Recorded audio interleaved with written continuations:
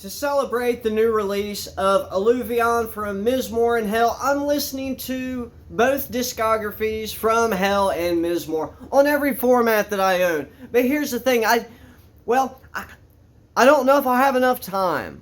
I'm crazy. Oh, hi there. My name's Jorge. I grew up in the 80s and I used to love getting into trouble. I have always been a friend of felines. I take my faith very seriously, attending university at a Christian school, and I've been a music fan my entire life, only recently finding out I like extreme metal, and I want to invite you to journey with me on my discovery of extreme metal. What is up, folks? Welcome back to A Christian Collects Death Metal. It's your pal Jorge here, back at you with another video. Thanks for stopping by once again. Welcome back. My friends, today we will be discussing Alluvion, the collaboration effort from Mizmor Hell, released by Gilead Media. It's sad because this is the last year for Gilead Media. If you haven't checked out the documentary, the Gilead documentary, I'll leave a link below. But super sad. They've been doing it for a while now. And anyway, this is their last year, one of their last releases. Without further ado, let's get there. Before we talk about the music, we'll look at the product itself. Obviously, this is the cassette tape. I also have an LP that's on the way, hasn't made it here yet. I think Mr. ALN is doing the distribution on the tapes, and what a cool looking tape, man. This just has that classical cassette look to it. Very simple, windowless, but it just feels like just a high quality product here. As far as the J card goes, you have the album artwork, which I've heard a lot of talk about. I think that what they're going for, after reading the write-up on Alluvion, something to the effect of, you know, there's these obstacles in life, and once you feel like you've conquered something, wouldn't you know, there's something else to be dealt with, and, you know, you're just almost to the point of exhaustion. And that's how life is. It can be very challenging at times. You have more artwork that I'm not even sure if I'm allowed to show on YouTube. So you have some photos, some really cool photos right here. You have the lads looking menacing. Like I said, this is a collaboration. It's not a split in any way. It's a full-on collaborative effort by Mr. ALN and MSW. Yeah, not only did they, do, the music and stuff, they also produced it as well. I mean, everything that was done on this album, both parties had their hands in. So we're not really going to discuss the history of Hell or Mizmor. There are other channels that have done this. In fact, I'm going to link some videos, some sources, infos that I'm using for this video in the description. The recent interview with ALN on Clean and Sober podcast, as well as the Riff worship interview with Mr. MSW and ALN, as well as the Gilead Media documentary. I feel those are super important to check out. But yeah, my main focus here is just talking about the music and what's on offer with Alluvion. So as far as I can gather, Alluvion, it feels like one of those words that you're familiar with it, but then you're like, wait a minute, what is that again? It sounds familiar, but I don't know, not really. So what I can gather on Google, it's like an erosion. So like a sea or a river over time will either erode away like a shoreline, or it will create something new, like a new piece of land, basically. And I think that's an appropriate name for this album because, yeah, I mean, you can let stuff in your life either erode away your spirit, your character, your general person, or you can allow it to shape it up, to edify you, to build you up, to mold you. So I like that. That's very appropriate, in my opinion, for what they're going for here. I've always likened Hell and Mizmor, as far as the music, to auditory bloodletting. That feels appropriate. From what I can gather, from what I've heard people talk about, there's this tension, this sort of, tension and release. There's this relief that comes along with that as well. And that explains sort of how I feel when I listen to it, just going through some of the stuff that I've been through in life. It's almost therapeutic. That's exactly what it is. It sounds great, it sounds awesome, but it connects with something deep down. At least that's how it is for me. I can only speak for myself, but it does feel like audible bloodletting. If I could be kind of crude there. The overall soundscape does very much feel like a Mizmor sort of thing. The production is pretty clean. It's not as raw as what you might get from something like Hell. I'm not saying it's super pristine or super produced and extra edited to the point of just it doesn't even feel human. No, it's cleaned up a little bit. It sounds really, really good. It's bass heavy. While all the instruments are present, it does feel like the bass is forefront, especially in Begging to Be Lost, which is okay. I like that. I'm a fan of that. And after hearing Mr. ALN talk about this there at the Riff Worship podcast, I guess he kind of fought for this. Because as far as instrumentation, you have ALN on drums and guitars, MSW guitars and bass. I don't want to say equal parts vocals. I think ALN handles the bulk of that, but I believe MSW does contribute vocally as well. But ALN says that, hey, he wanted to see Matt's bass be heard, right? So that's an important part of Hell, and he wanted that to be represented here. And I think and ALN, I think from what I've heard on stuff that he's produced, like Litha, Self-Titled, and Abyssal Glacial, yeah, this man is into bass, man. These are some heavy, heavy albums, and that's what you get. This is so heavy. It's just crushing. It's suffocating. It's brooding, marauding. Confronting. All those words that come along with like doom-laden music. It is those things. It feels unsettling at parts. It's just a superb mastery on display, and it's such an enjoyable listen through and through.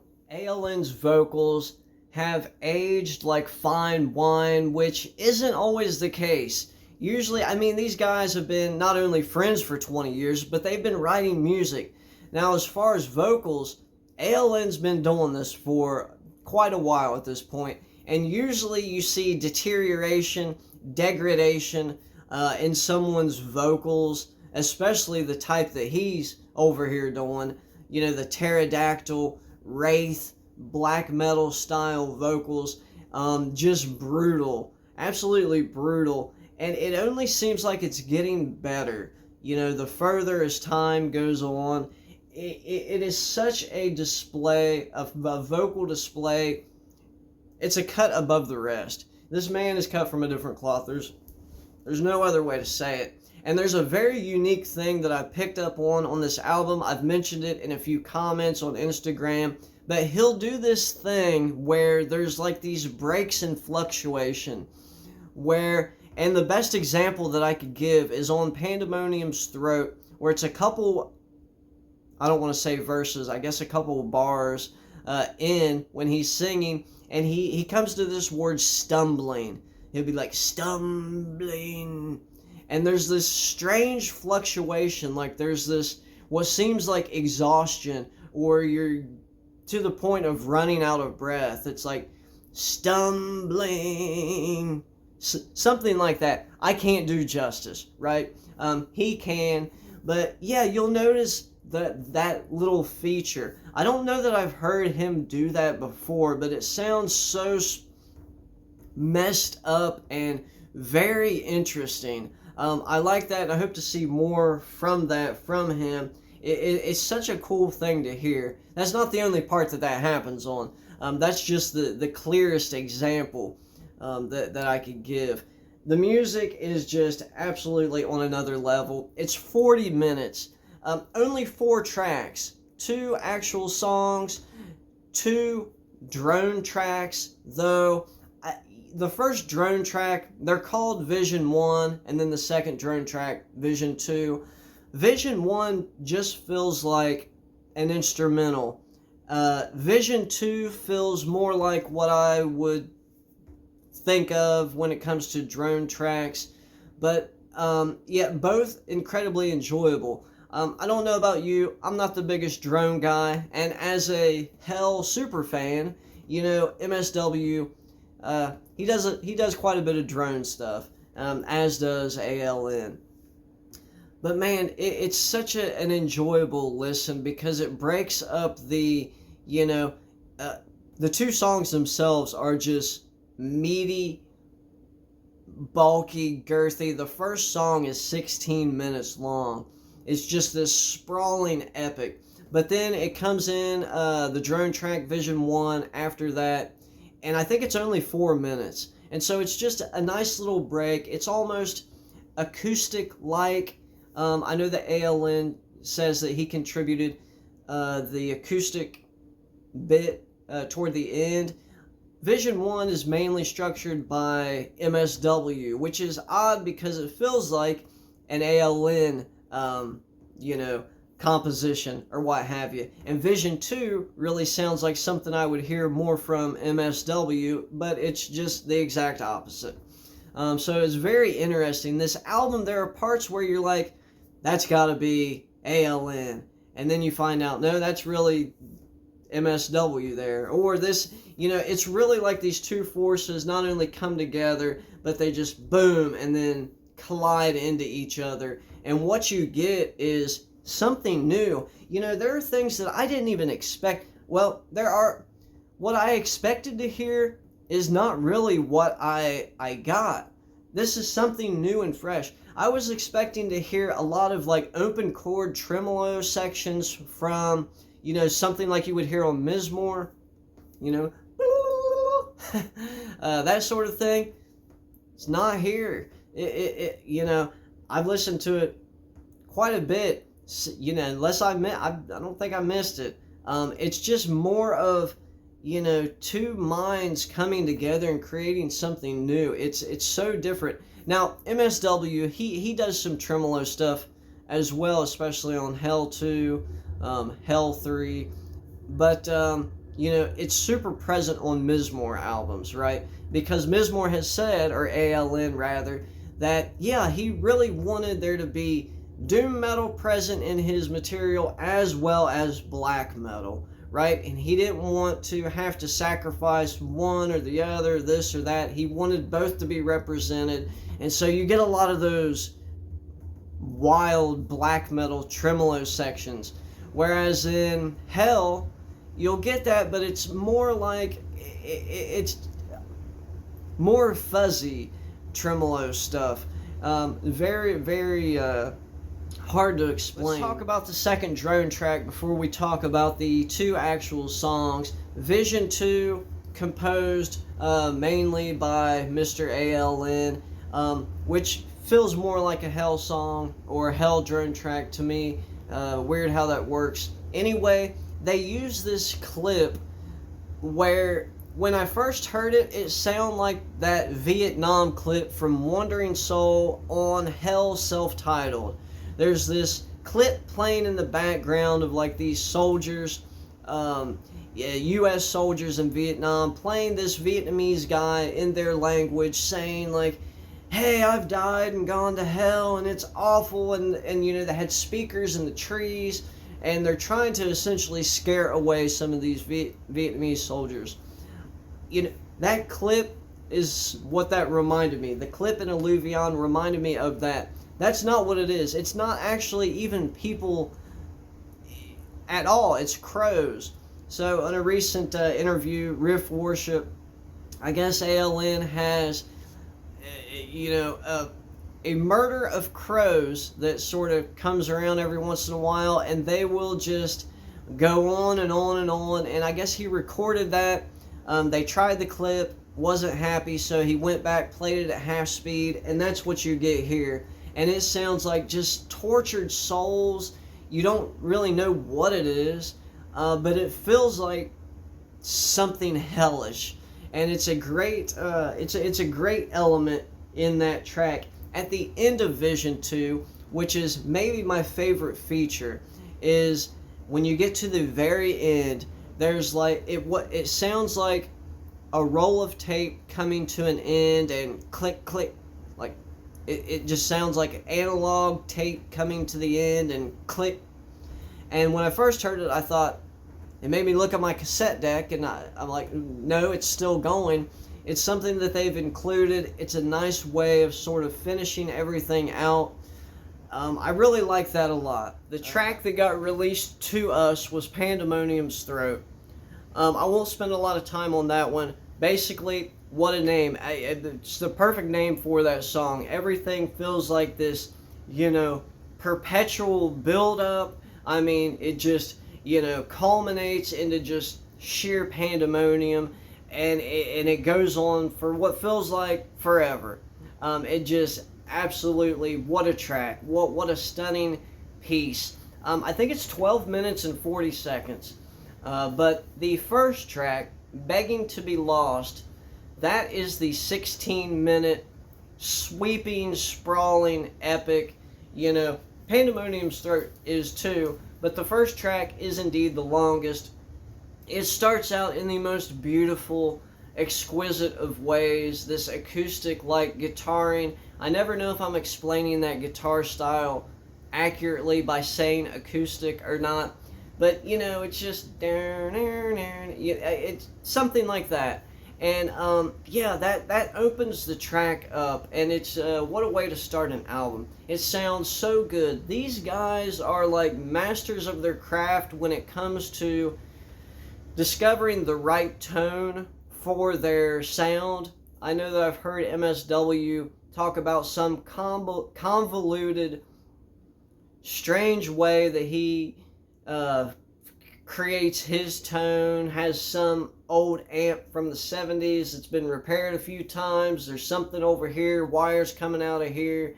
It's like all Chinese to me, basically, but it's just a perfect tone is achieved. And when these two come together for this album, it is, I want to say, a sight to behold, but it's really, really something magnificent to listen to. Begging to Be Lost, and that feels like life at times. You're to the point where it's just almost easier if you were lost and just unawares, I guess, if it were. After the acoustic style opening, you get these, it gets super sludgy, dank, and dark with these fuzzy guitars, and they have some squally guitars as well. But what you would think of when you think about sludge, doom type metal, right? And it's so perfect. You got ALN doing these Black Wraith vocals, sounding absolutely like a tortured soul, crying out from the pit, the fires of hell. This man's vocals, man, I cannot herald enough the greatness of this guy's vocal style. This song does feel like something from Hell too. Just the structure of it, how it plays out. I know that they've talked about, I think, Vision 1 sounding like something from Hell too. I would argue almost Begging to Be Lost sounds like something from Hell too, if it were sort of aided by ALN. Like I said, both voices are present here, but it's just such a good piece of composition. You have impeccable drums just hammering down. It makes me think of that Thou song, the hammer, bring down the hammer. Man, ALN on the drums, and they both have a similar drumming style, which works so well. And I think it's most present on Pandemonium's throat, that crazy section when everything culminates there and it just goes on for a while. It is just impeccable drums, simplistic but super effective for this type of music. Doom-laden chords bringing in the secondary sludge section, and then there comes a part where you have this almost like an operatic portion. You know, this oh.